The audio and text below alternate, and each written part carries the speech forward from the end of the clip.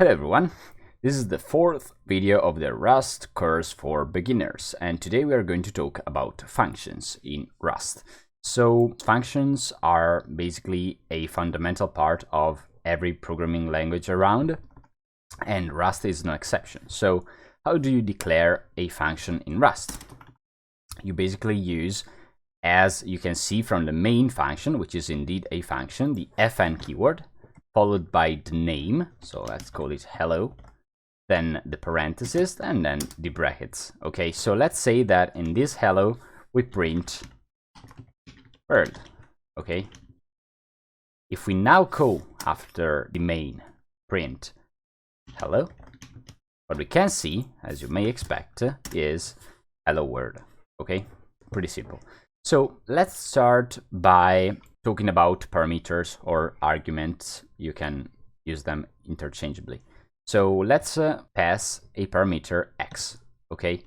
And in Rust, we always have to specify argument types, okay? So in this case, as we've seen in one of the previous lessons, integers are declared as i32. And then what we do is basically typing hello, and then, as we may remember, typing the open and close brackets, and then the named variable. Okay, so in this case, we can pass a number, for example 5, and of course we may expect hello 5 as the output. Okay, that's pretty simple. Now, one thing to consider is that in Rust there is a distinction between statements and expressions. So what is the difference between a statement and an expression? A statement is an instruction in Rust that doesn't return any value, whereas an expression is a series of instructions that indeed return a value. Okay, so the interesting thing about Rust compared to other languages is that thanks to this mechanism, the way you return values from functions is a little bit different. So let's say that this function hello, we'll call it add, okay, and this function will return another integer, in particular the one that we passed, in which we add 5. So the return value must be indicated as well, and that can be done with this syntax right here, okay, this kind of an arrow, and the return type, so i32. And then what we can do, as other languages, we can do x plus 5.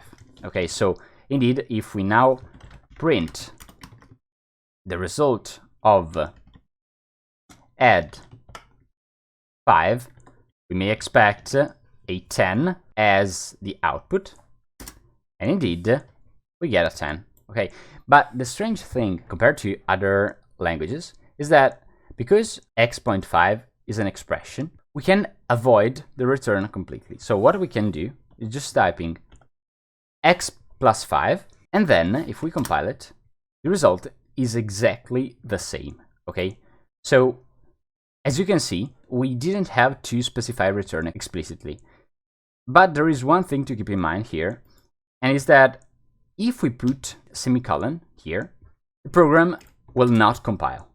And that's because if we put a semicolon at the end of an expression, it becomes a statement, so it doesn't return any value. Okay, and so this is bad because we want indeed to return the value x plus 5. Okay, of course we can expand this add function a little bit to accept, for example, 2 parameters that can be indicated as follows, and then what we do is just summing the 2 parameters like this. And as you can see, as you may expect, the result is 12. Then the thing to remember here is that the last instruction in a function must be an expression, okay, or a statement with a return keyword. But in general, in Rust, you don't type return everywhere. You just use the expression syntax right here. And so we may want to add some variables. For example, z is equal to the sum of x plus y.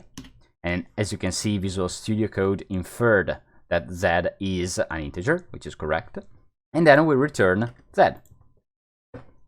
And that's basically it. That's all you need to know about the basic usage of functions. Then there are a lot of things to say with generics, with optional values, and all of those will be covered in one of the next videos. So then again, if you like the video, please subscribe to the channel, because I'll post a lot of other tutorials about Rust and other ideas, and see you in the next video, in which we are going to talk about comments.